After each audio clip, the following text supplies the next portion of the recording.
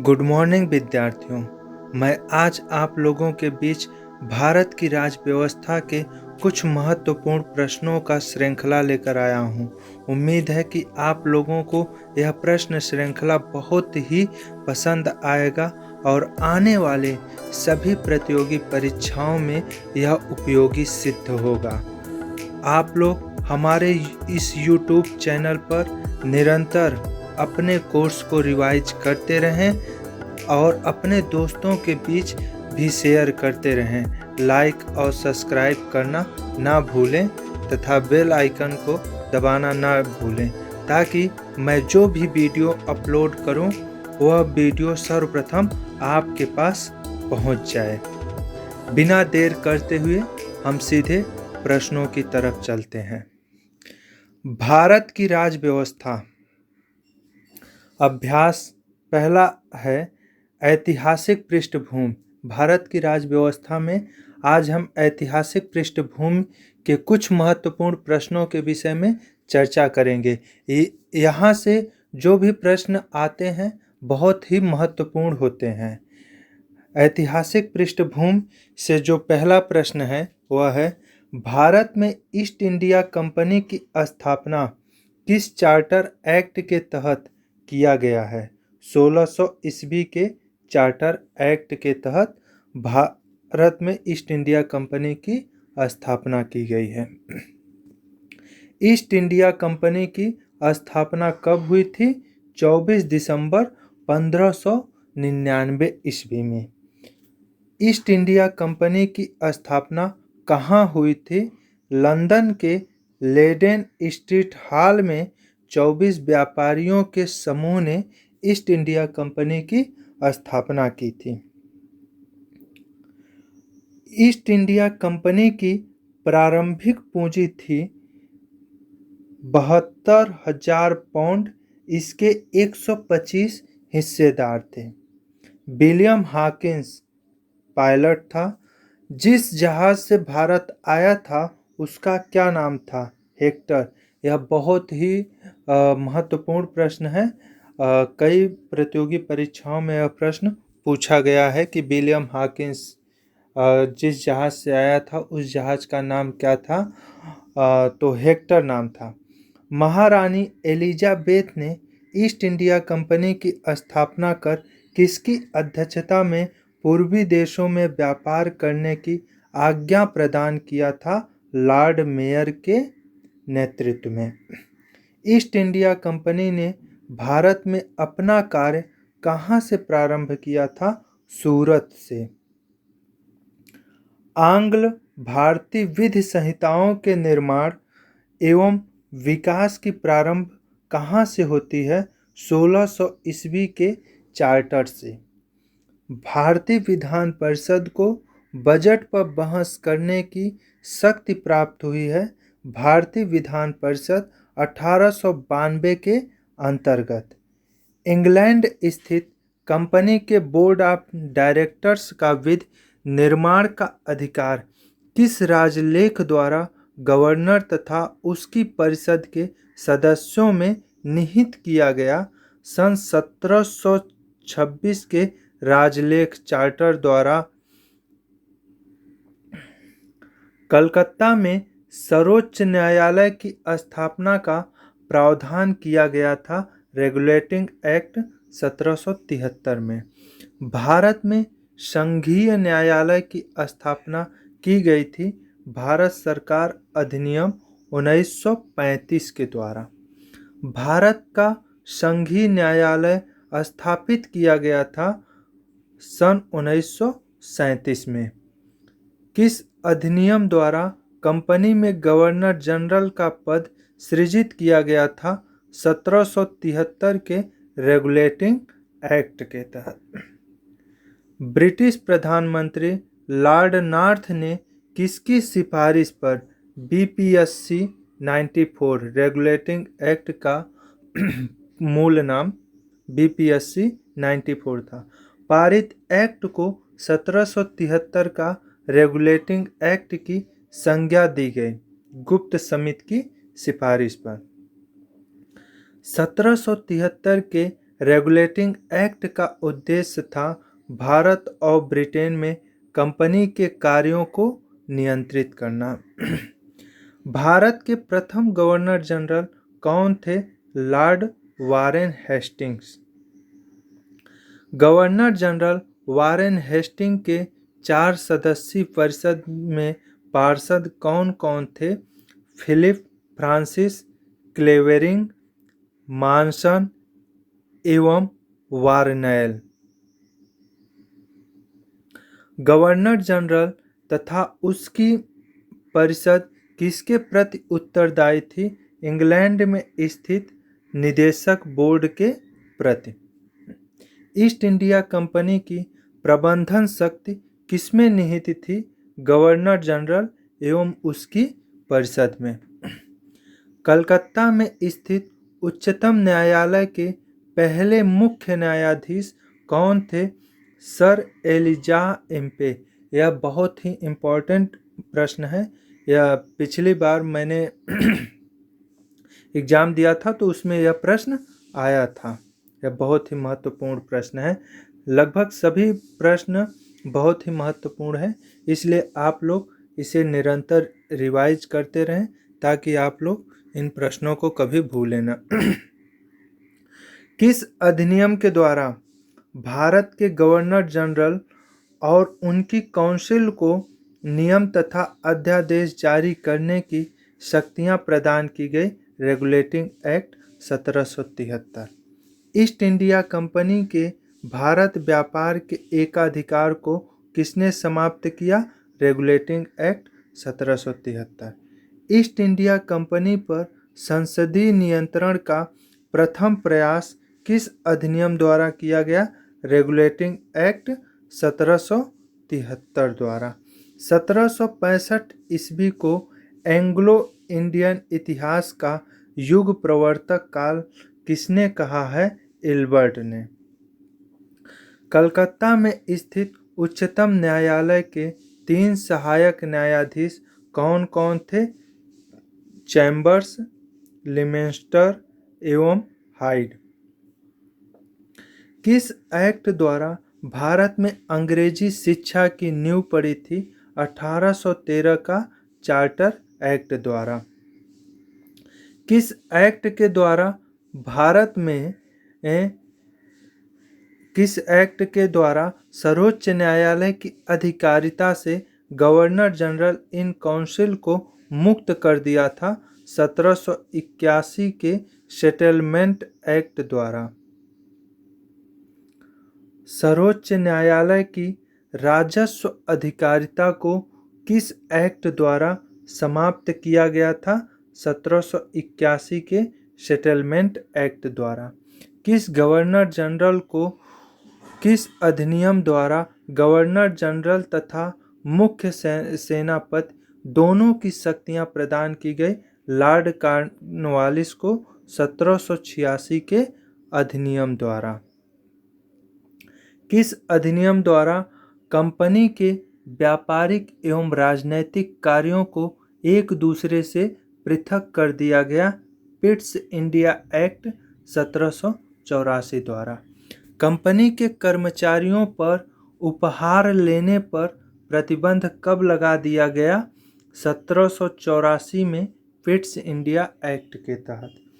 Company के मामलों में ब्रिटिश सरकार का पहली बार कब नियंत्रण स्थापित हुआ?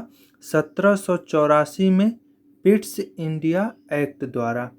किस एक्ट द्वारा गवर्नर जनरल को अपनी परिषद के निर्णयों को अस्वीकृत करने की शक्ति दे दी गई और इसे आगे आने वाले गवर्नरों के लिए भी विस्तारित किया गया? Charter act 1793। नियंत्रक मंडल के सदस्यों को भारतीय राजस्व से वेतन देने का प्रावधान किस अधिनियम के तहत किया गया? 1793 का राजलेख के तहत। ईसाई मिशनरियों को भारत में धर्म प्रचार की अनुमति कौन सा राजलेख प्रदान करता है? 1813 का राजलेख। 1813 ईस्वी के चार्टर द्वारा भारतीयों की शिक्षा पर खर्च के लिए कितनी राशि नियत की गई थी? 1 लाख रुपए। ब्रिटिश संसद ने चाय और चीन के साथ व्यापार को छोड़कर ईस्ट इंडिया कंपनी के भारत के साथ व्यापारिक एकाधिकार को समाप्त कर दिया था 1813 के चार्टर द्वारा। भारत में आकर बसने तथा व्यापार करने के लिए आने वाले अंग्रेजों को लाइसेंस लेना किस चार्टर द्वारा अनिवार्य कर दिया गया? 1813 के चार्टर अधिनियम द्वारा। किस अधिनियम द्वारा गवर्नर जनरल के सदस्यों की संख्या 4 से 3 कर दी गई, जिसमें से एक प्रांत का मुख्य सेनापति होना अनिवार्य था? 1784 ईस्वी के पिट्स इंडिया एक्ट द्वारा। मुख्य सेनापति का गवर्नर जनरल की परिषद का स्वतः ही सदस्य होने का अधिकार कब समाप्त हो गया? 1793 के चार्टर अधिनियम द्वारा। ईस्ट इंडिया कंपनी के व्यापारिक अधिकार को किस अधिनियम द्वारा समाप्त कर दिया गया? 1833 के राजलेख द्वारा। भारत का प्रथम गवर्नर जनरल कौन था? Lord William waiting. किस अधिनियम द्वारा गवर्नर जनरल की परिषद में विधि सदस्य की नियुक्ति का प्रावधान किया गया? 1833 के राजलेख द्वारा। अंग्रेजों को किस अधिनियम के तहत बिना लाइसेंस भारत आने जाने, बसने तथा व्यापार करने की स्वतंत्रता प्रदान की गई? 1833 ईस्वी के अधिनियम के तहत। सर्वप्रथम भारत में शासन के केंद्रीकरण का प्रयास किस अधिनियम में दिखाई देता है? 1833 के राजलेख में। दास प्रथा को गैर कानूनी किस अधिनियम द्वारा घोषित किया गया? 1833 के चार्टर अधिनियम द्वारा। 1843 ईस्वी में इस पर रोक लगा दी गई। भारतवासियों को अपने देश के प्रशासन में कुछ हिस्सा लेना संभव बनाया 1833 के चार्टर अधिनियम ने। भारतीय विधान पालिका प्रथम बार द्विसदनी बनाई गई 1919 के भारत सरकार अधिनियम द्वारा। भारत में कंपनी शासन का अंत किस अधिनियम द्वारा किया गया? 1858 के अधिनियम द्वारा। एक संघीय व्यवस्था और केंद्र में द्वैध शासन भारत में लागू किया गया था 1935 के अधिनियम द्वारा। भारत में 1858 में कंपनी शासन के अंत के पश्चात शासन संचालन की शक्ति किसमें निहित की गई? भारत मंत्री एवं 15 सदस्यीय भारत परिषद में। भारत परिषद के 15 सदस्यों की नियुक्ति कौन करता था? 8 सदस्य सम्राट द्वारा नियुक्त किए जाते थे तथा 7 बोर्ड के डायरेक्टरों द्वारा नियुक्त होते थे। भारतीय मामलों पर किस अधिनियम द्वारा सीधे ब्रिटिश संसदीय नियंत्रण स्थापित हो गया? 1858 के अधिनियम द्वारा। पिट्स इंडिया एक्ट 1784 द्वारा स्थापित बोर्ड ऑफ डायरेक्टर तथा बोर्ड ऑफ कंट्रोल को किस अधिनियम द्वारा समाप्त कर दिया गया? 1858 के अधिनियम के द्वारा। 1858 के अधिनियम के द्वारा ही भारत में ताज का शासन प्रारंभ हो गया था। किस अधिनियम द्वारा भारत के गवर्नर जनरल का नाम बदलकर वायसराय कर दिया गया? 1858 के अधिनियम द्वारा। भारत के शिक्षित वर्ग द्वारा किसे अपने अधिकारों का मैग्ना कार्टा कहा गया? ब्रिटिश महारानी विक्टोरिया के 1 नवंबर 1858 की घोषणा को, जो कि इलाहाबाद में किया गया था। भारत में प्रतिनिधि शासन की शुरुआत किस अधिनियम द्वारा किया गया? भारत परिषद अधिनियम 1861 द्वारा। भारत में शासन के विकेंद्रीकरण की नींव किस अधिनियम द्वारा पड़ी? 1861 के अधिनियम द्वारा। भारत में प्रतिनिधि शासन की शुरुआत किस अधिनियम द्वारा किया गया? भारत परिषद अधिनियम 1861 द्वारा।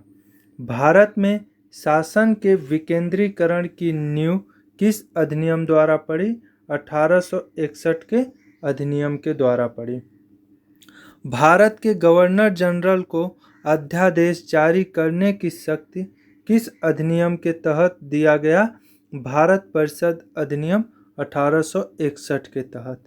भारत में विभागीय प्रणाली की शुरुआत किसने किया था? लॉर्ड कैनिंग ने किया था। भारत में मंत्रिमंडलीय व्यवस्था के जन्मदाता कौन है? वायसराय लॉर्ड कैनिंग हैं।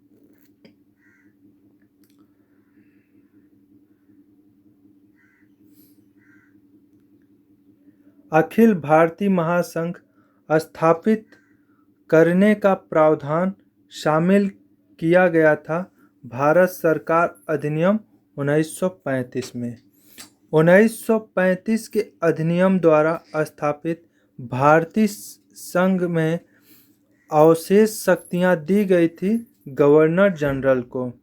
भारत में आंशिक रूप से सर्वप्रथम संसदीय व्यवस्था का आरंभ किस अधिनियम में दृष्टिगत हुआ? भारत परिषद अधिनियम 1892 में।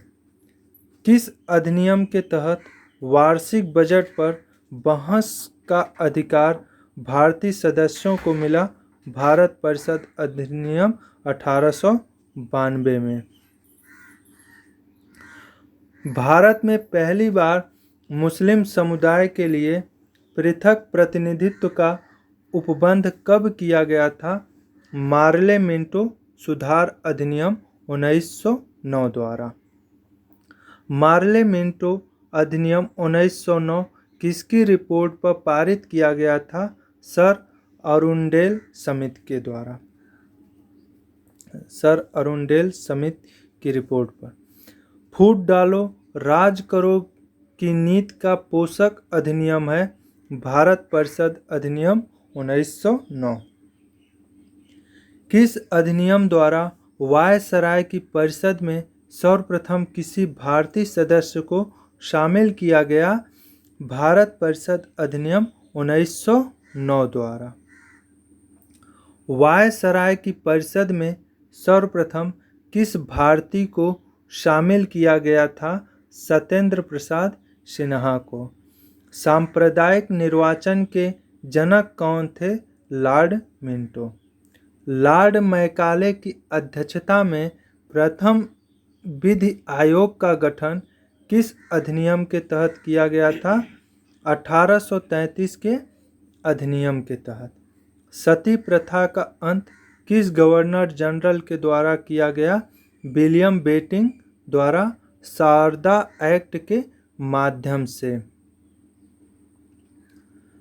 विधि सदस्य को कब गवर्नर जनरल की कार्यकारिणी का पूर्ण सदस्य बना दिया गया? 1853 में। कर्मचारियों की नियुक्ति के लिए प्रतियोगी परीक्षा को आधार किस अधिनियम द्वारा बनाया गया?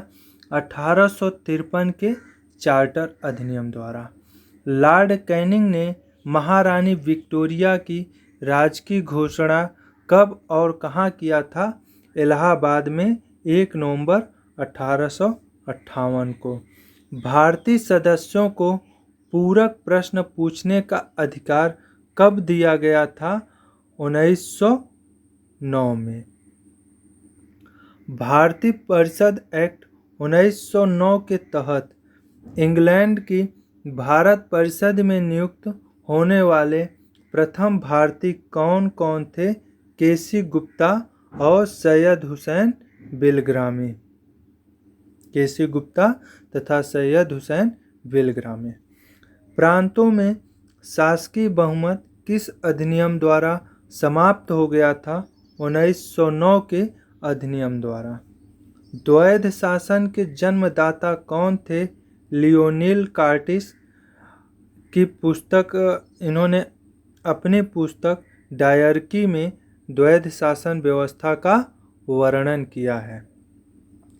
प्रांतों में द्वैध शासन प्रणाली किस एक्ट द्वारा समाप्त कर दिया गया? 1935 ईस्वी के एक्ट द्वारा। द्वैध शासन प्रणाली की असफलता की जांच समिति का अध्यक्ष कौन था? Sir Alexander Moody man.